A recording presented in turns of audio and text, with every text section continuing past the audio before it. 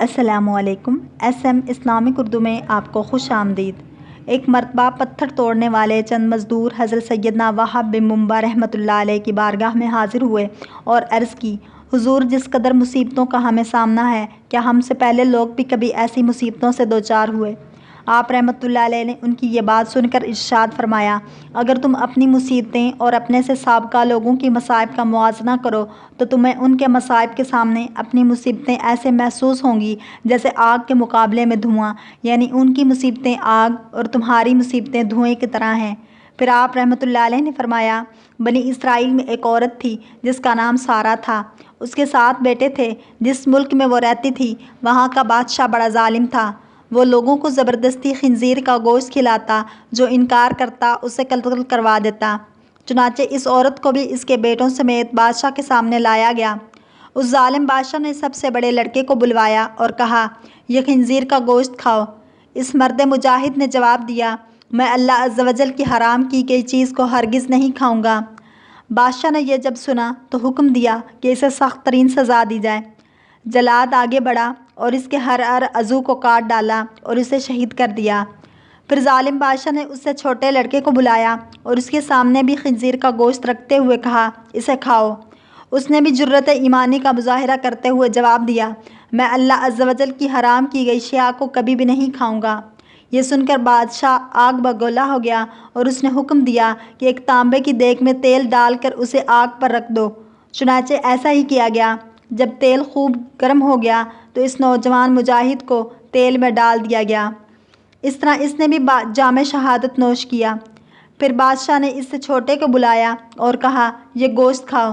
اس نے بادشاہ سے کہا، تو ذلیل و کمزور ہے، تو اللہ عز و جل کے مقابلے میں کچھ بھی نہیں، تو مجھے اللہ کے حکم کے خلاف کسی بات پر ہرگز آمادہ نہیں کر سکتا۔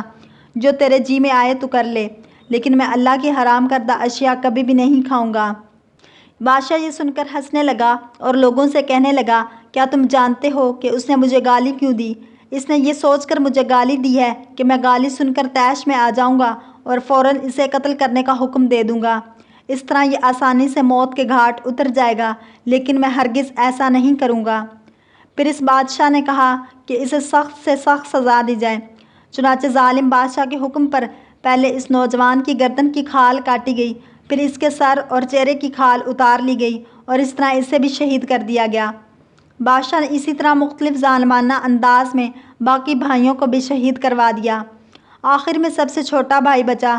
جب بادشاہ نے اس کی والدہ کو بلایا اور کہا، میں تیرا بھی یہی حشر کروں گا، اگر تو اپنی اور اپنے اس بیٹے کی سلامتی چاہتی ہے تو اسے تنہائی میں لے جا کر سمجھا۔ اگر یہ ایک لقمہ کھانے پر بھی راضی ہو گیا تو میں تم دونوں کو چھوڑ دوں گا، پھر تم من پسند زندگی گزارنا۔ اس عورت نے کہا، ٹھیک ہے، میں اسے سمجھانے کی کوشش کرتی ہوں۔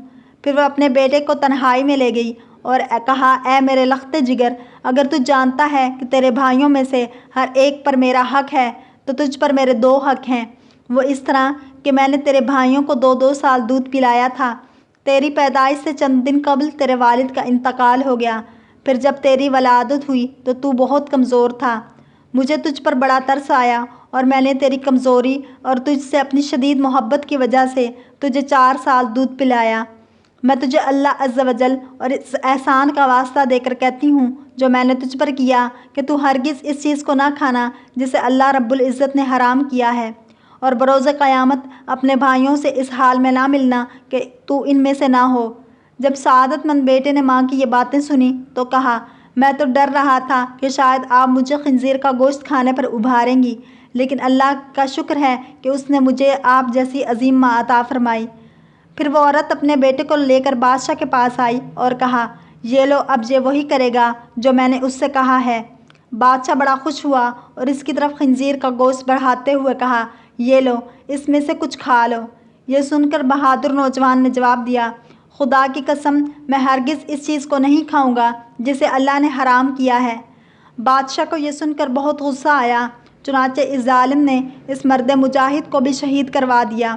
اس طرح یہ بھی اپنے بھائیوں سے جا ملا۔ پھر بادشاہ نے اس عظیم عورت سے کہا، میرا خیال ہے کہ مجھے تیرے ساتھ بھی وہی سلوک کرنا پڑے گا جو تیرے بیٹوں کے ساتھ کیا ہے۔ اے بڑھیا، تیری ہلاکت ہو، تو صرف ایک ہی لقمہ کھا لے، میں تجھے منہ مانگا انعام دوں گا۔ اور جو تو کہے گی میں وہی کروں گا، تو صرف ایک لقمہ کھا لے، پھر عیش و عشرت سے زندگی گزارنا۔ یہ سن کر اس عظیم ماں نے جواب دیا، اے ظالم، تو نے میرے بچوں کو میرے سامنے مار ڈالا، اب تو یہ چاہتا ہے کہ میں تیرے کہنے پر اللہ کی نافرمانی بھی کروں اور اپنے بچوں کے موت کے بعد مجھے زندگی سے کوئی سروکار نہیں۔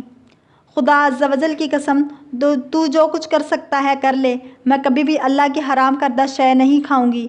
یہ سن کر اس سفاک و ظالم بادشاہ نے اسے بھی شہید کروا دیا۔